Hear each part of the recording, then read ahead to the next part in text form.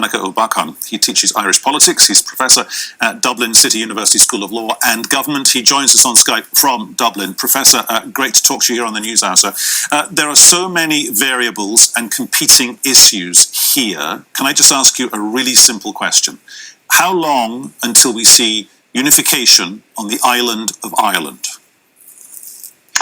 Well, that was put to the people of Northern Ireland in a recent opinion poll, and a majority said that they foresaw, irrespective of what they would like to see, but they foresaw it happening within a generation.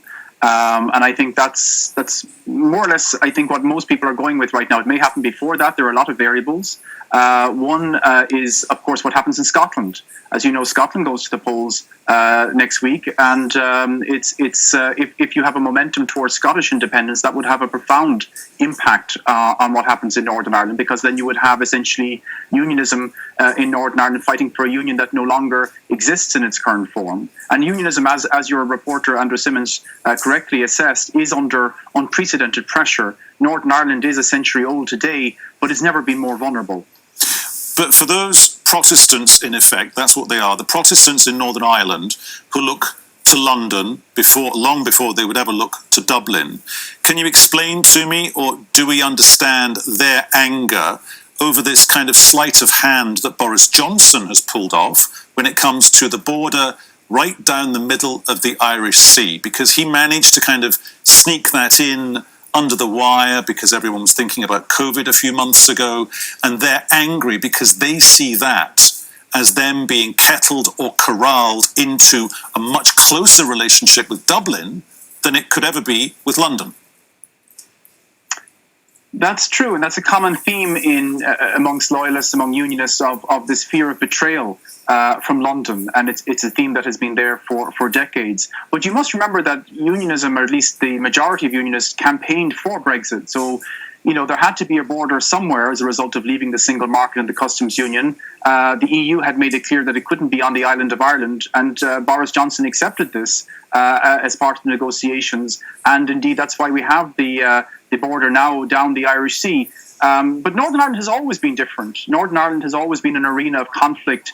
It was built on essentially a gerrymander in the 1920s, a subversion of the will as expressed in the 1918 general election, which was overwhelmingly for national independence. And for the century of its existence, it's been marked by repression, by discrimination, by the Troubles, and it's been on life support from Westminster for most of its existence. It depends on huge subsidies from Westminster, estimated to be about £10 billion a year. So, and it remains divided today, and irrespective of whether you have a united Ireland or a united kingdom, those divisions will remain. Belfast has kilometre after kilometre of what are euphemistically called peace lines, keeping apart people who don't want to live together.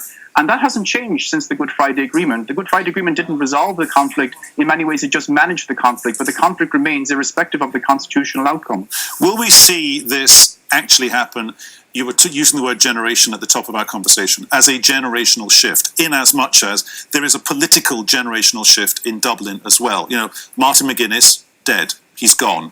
Gerry Adams, former head of Sinn Féin. But there was a point when they were very much in the public eye, when people were saying, look, we will get unification on the 100-year anniversary, not of the creation of Northern Ireland, but on the 100-year anniversary of the Easter Uprising, because after the Good Friday Agreement, there was a lot of speculation that they might manage to pull off unification by 2016, but it didn't happen. Why not?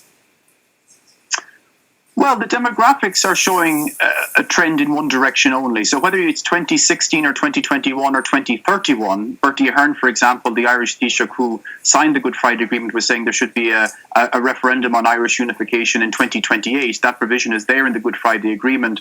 But it's increasingly likely, if you look at demographic trends, the majority of school children, for example, the greater number of people up until university, up until their 30s and 40s, are more likely to be of a nationalist disposition than a unionist disposition. The only cohorts where you find a strong pro-union majority are those who are advanced in years and indeed pensioners. So the trend is in one direction, and that's why the loyalists that you spoke to in that report, or Andrew Simmons spoke to, can feel that tectonic shift occurring. I mean, you can really feel that we're at a critical juncture here where the political ground is moving underneath our feet in a way that it did a century ago when the United Kingdom was broken up and a new state, which is now the Republic of Ireland, became independent. But we're seeing a similar thing now a century later, a similar momentum towards change within the United Kingdom, as I said, with Scotland looking likely to be going for independence in the next decade, and indeed for perhaps moving towards United Ireland. So I think this all goes back to Brexit, by the way, as well, because Brexit refocused minds on the constitutional issue in Northern Ireland. As your report said, it took the majority of people out of the European Union in Northern Ireland against their will. And the irony there is, of course, that Brexiteers thought that by voting for Brexit, they were going to break up the European Union in some way or subvert it. But the only union that's really in jeopardy now is the United Kingdom. Okay, we must leave it there. Professor Ó Beacháin there in Dublin. Good to talk to you, sir. Thank you very much. You're welcome, Peter.